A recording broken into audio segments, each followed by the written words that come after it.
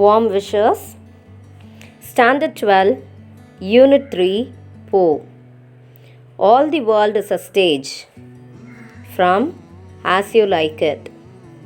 Written by William Shakespeare. All the world is a stage is the beginning of a monologue spoken by a character called Jacques in Act 2, Scene 7 of As You Like It, written by Shakespeare. Here, Shakespeare says about the different stages in the life of man. He compares the world to a stage and life to a play and catalogues the 7 stages of the man's life. Let me read out the lines for you and give the explanations. All the world is a stage, and all the men and women are merely players. They have their exits and their entrances, and one man in his time plays many parts, his acts being 7 ages. Here, Shakespeare states the world is a drama stage, and men and women are the actors acting their roles on the stage. They have their exits and entrances. Here, the word exits means death, entrances means birth. The actors have to play their roles of 7 ages. At first, the infant mewling and pucking in the nurse's arms. The first stage is the infant, a baby crying and vomiting in the mother's lap. The mother nurses the baby all the day. Then the winning schoolboy with his satchel and shining morning face, creeping like snail, unwillingly to school. Explanation. The second stage is a schoolboy. He begins to go to school with the bag on his back. He moves like a snail, for he is reluctant to go to school.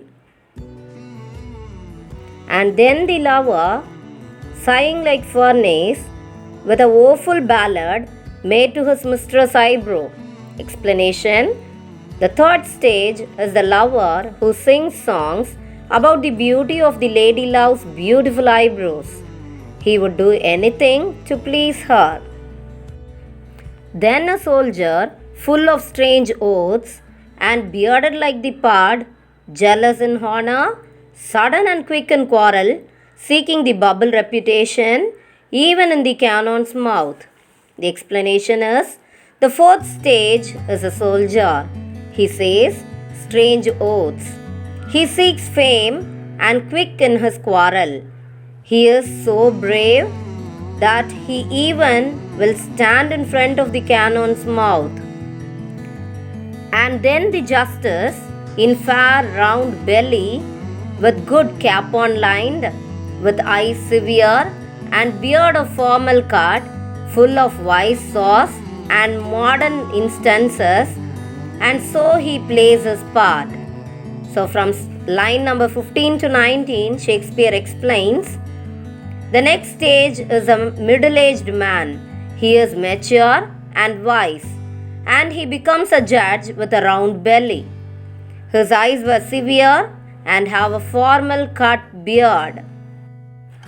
The sixth age shifts into the lean and slippered pantaloon with spectacles on nose and pouch on side, his youthful horse well saved, a world too wide for his shrunk shank, and his big manly voice turning again toward childish treble, pipes and whistle in his sound.